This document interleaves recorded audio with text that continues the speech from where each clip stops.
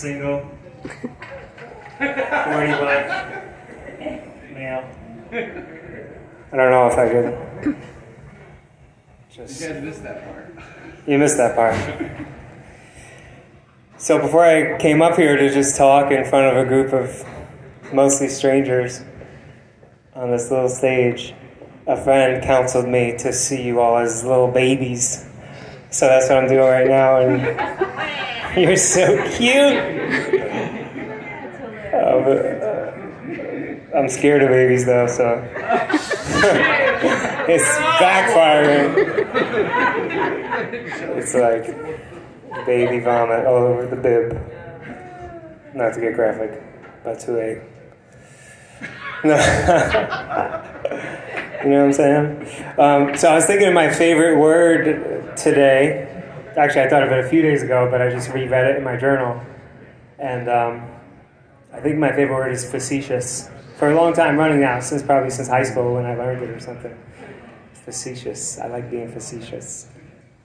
You know, like sarcastic. I don't know, the extra sass it feels like or something. Facetious. And I love the way it's spelled too, face.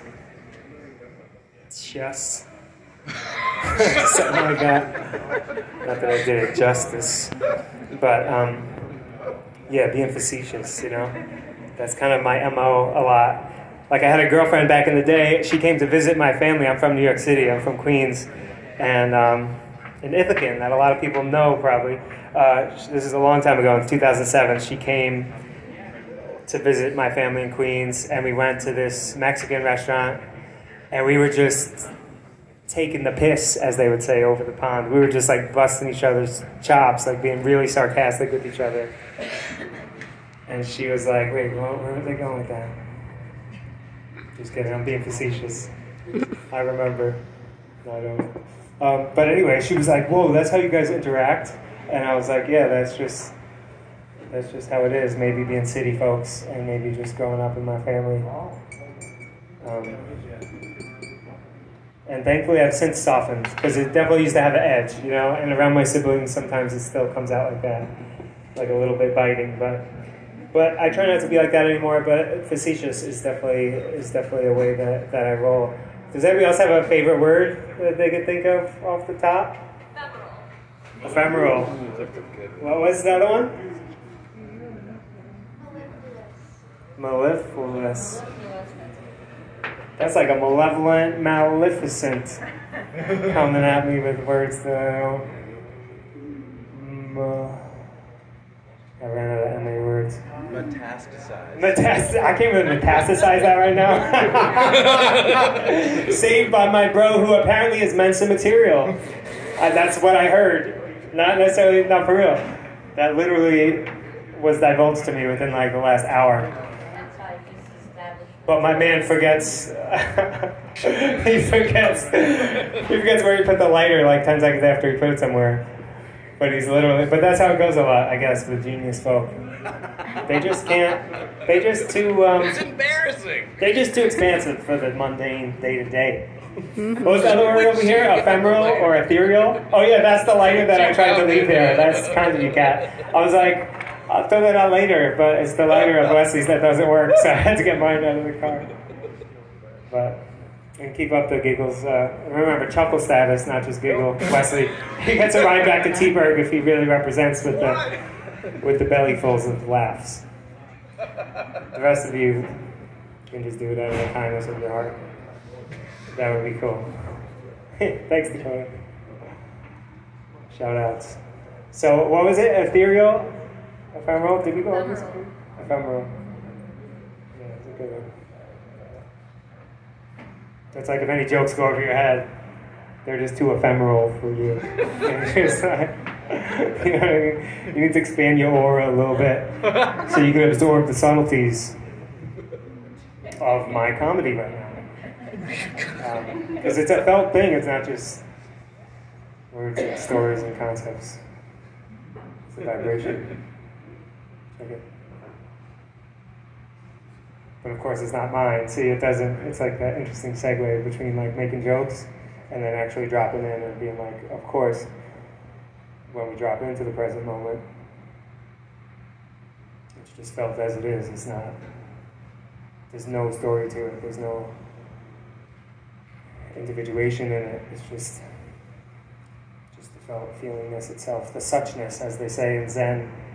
Beautiful translation. I love one of my favorite words in English, which I don't even know if it's legit Oxford status, but suchness. You hear a lot of Zen translations speak this word. It's the palpability. Another word, if I don't know if it's real, but it's just palpable presence. Get it?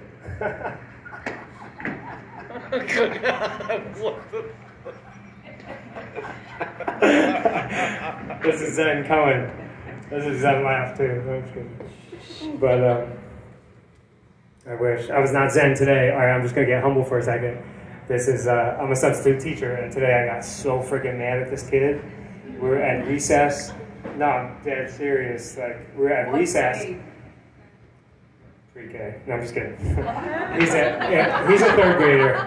He's a third grader, right? And anyway, there's this thing with inclusion right now, and it's like really intense. Like I don't know if you guys, I mean, it's intense for all of us, right? Going through lockdown, but can you imagine freaking being a child? You know what I mean? The past few years, and it's really intense in the school system. So not to lay a little heaviness on you, but anyway, we're at recess, right? And I freaking answered my phone, because it's an unknown number, and I'm waiting to hear back from this insurance company. So it was the lady from the insurance, you know, trying to figure out these last steps of getting the payment that somebody owes me for crashing into my vehicle. And this freaking kid comes up to me, and he's like, ooh, like starts blowing up my spot like that I'm on the phone, you know? Not that I felt shy about it. It's like, whatever, kid, you know, you're a kid, and I'm a teacher, and it's recess, and there's other adults out here, and he just was yelling so loud, and I definitely got angry. So I guess, yeah, my spiritual ego wants to be like, we just had that Zen moment. But then I've been really sitting with it all day. I've been kind of like, and it's not so much about him. It's like I don't think I reacted that hard. You know what I mean? Like,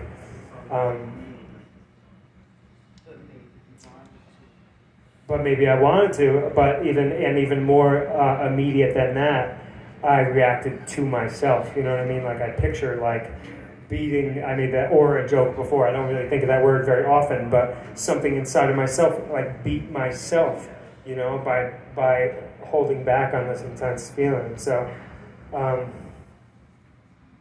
it's a gift, you know, to be like, oh, yeah, I don't want to carry this anger. I don't want to feel that level of anger, you know? Even if it was so ostentatious, like what the heck happened. But I gotta remember to be gentle with myself too, which is a major part of my work, I think, for all of us on the path of being human and the spiritual path and all that. So there's a little yin yang, laughter and tears.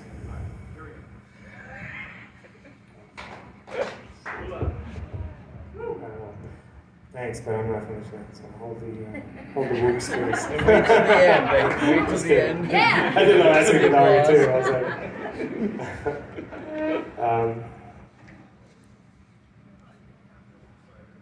oh yeah, let me just think of this poem. My journal is there, but I'm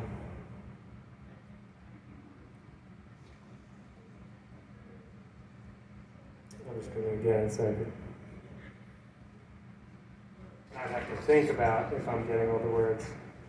It's such a powerful poem, and I don't know where I first heard it, but it was a long time ago, I think. And my dad, which is really random if you guys knew my dad, and our relationship. He's my adopted father, actually, my stepdad, from when I was really little. Retired lieutenant in the fire department. Very, very different than me in a lot of ways. But he sent me this freaking poem on a yellow piece of like loose leaf paper.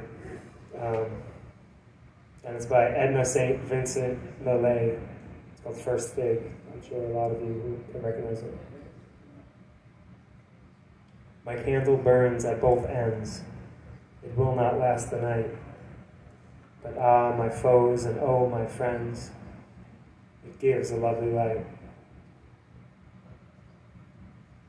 Peace, peace, peace. Hey.